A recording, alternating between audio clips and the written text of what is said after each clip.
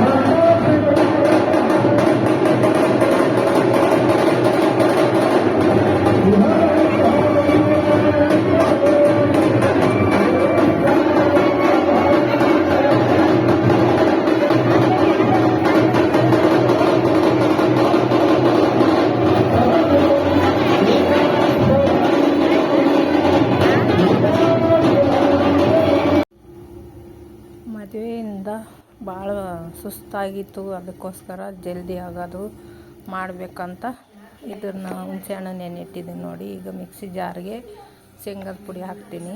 ಭಾಳ ಜಲ್ದಿ ಆಗ್ತದೆ ಇದು. 2 ರಿಂದ 3 ಚಮಚ ಹಾಕಿನಿ ಶೇಂಗದ ಪುಡಿ ಹಾಕಿ, ಅದಕ್ಕೆ ರುಚಿಗೆ ತಕ್ಕಷ್ಟು ಉಪ್ಪು ಮತ್ತು ನಮಗೆ ಖಾರಕ್ಕೆ ಎಷ್ಟು ಬೇಕೋ ಅಷ್ಟು ಖಾರ ಹಾಕಿನಿ. ನಾವು ಸ್ವಲ್ಪ ಜಾಸ್ತಿನೇ ಖಾರ ಊಟ ಮಾಡೋದು.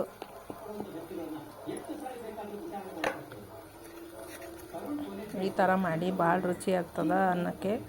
ಜೀರಿಗೆ ಒಂದು ಸ್ವಲ್ಪ ಹಾಕಿ ಇದು ಗ್ರೈಂಡ್ ಮಾಡ್ಕೋಬೇಕು ಮಿಕ್ಸಿ ಜಾರ್ನಲ್ಲಿ. ಈ ಥರ ಆದಮೇಲೆ ಒಂದು ಸ್ವಲ್ಪ ಬೆಲ್ಲ ಹಾಕಿದ್ನಿ. ಬೆಲ್ಲ ಎಷ್ಟು ರುಚಿಗೆ ಬೇಕೋ ಅಷ್ಟು ಬೆಲ್ಲ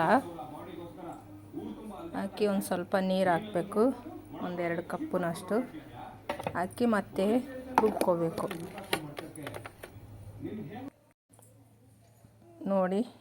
ಈ ಥರ ಆಗಬೇಕು, ನುಣ್ಣಗಾದ್ರೇ ಅದು ರುಚಿಯಾಗಿರ್ತದೆ, ಹಂಗೆ ಚಲೋ ಇರ್ತದೆ. ಈಗ ಒಗ್ಗರಣೆಗೆ ಎಣ್ಣೆ ಹಾಕ್ತಿದ್ದೀನಿ ನೋಡಿ. ಒಂದು ಪಾತ್ರೆಗೆ ಎಣ್ಣೆ ಜಾಸ್ತಿ ಏನು ಬೇಕಾಗಲ್ಲ, 1 ರಿಂದ 2 ಚಮಚ ಅಷ್ಟೇ ಸಾಕು. ಎಣ್ಣೆ ಹಾಕಿ ಕಾದ್ಮೇಲೆ ಸಾಸಿವೆ ಜೀರಿಗೆ ಹಾಕಬೇಕು. ಸಾಸಿವೆ ಜೀರಿಗೆ ಕಲಸಿ ಇಟ್ಟಿದ್ದೀನಿ ನಾನು, 2 ಹಾಕಿದ್ದು ನೋಡಿ. ಹಾಕಿದ್ಮೇಲೆ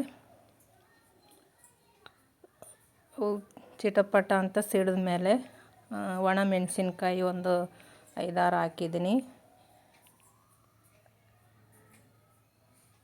ಅವು ಒಂದು ಸ್ವಲ್ಪ ಫ್ರೈ ಆದಮೇಲೆ ಕರಿಬೇವು, ನಮಗೆ ಸ್ವಲ್ಪ ಕರಿಬೇವು ಜಾಸ್ತಿ ಬೇಕಾದರೆ ಜಾಸ್ತಿ, ಸ್ವಲ್ಪ ಬೇಕಾದರೆ ಸ್ವಲ್ಪ ಹಾಕಬೇಕು. ಅವನ್ನು ಫ್ರೈ ಆದವು ನೋಡಿ. ಈಗ ಕರಿಬೇವು ಹಾಕಿನಿ. ಹಾಕಿ ಸ್ಟವ್ ಆಫ್ ಮಾಡಬೇಕು. ಇದೇನು ಬೇಯಿಸೋದು ಬೇಡ. ಈಗ ಅದು ರುಬ್ಕೊಂಡಿರೋದು ಹಾಕಿನಿ ನೋಡಿ.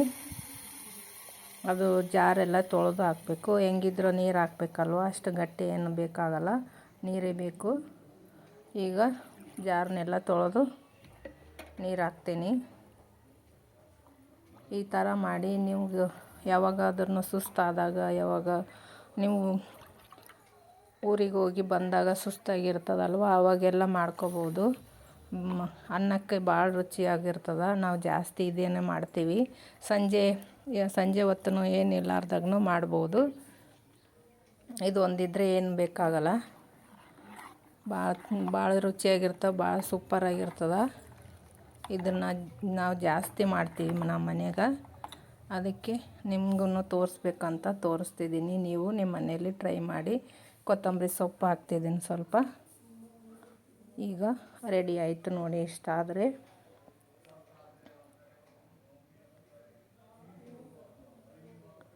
ನೋಡಿ. ಈಗ ಒಂದು ಬಟ್ಲಕ್ಕೆ ಹಾಕ್ತೀನಿ.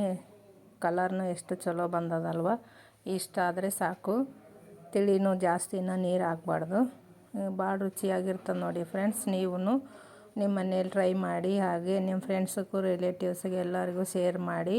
ಹೊಸದಾಗಿ ನೋಡೋರು ಸಬ್ಸ್ಕ್ರೈಬ್ ಮಾಡಿಕೊಂಡು ನೋಡಿ. ಮುಂದಿನ ವೀಡಿಯೋದಾಗ ಸಿಗ್ತೀನಿ. ಬಾಯ್.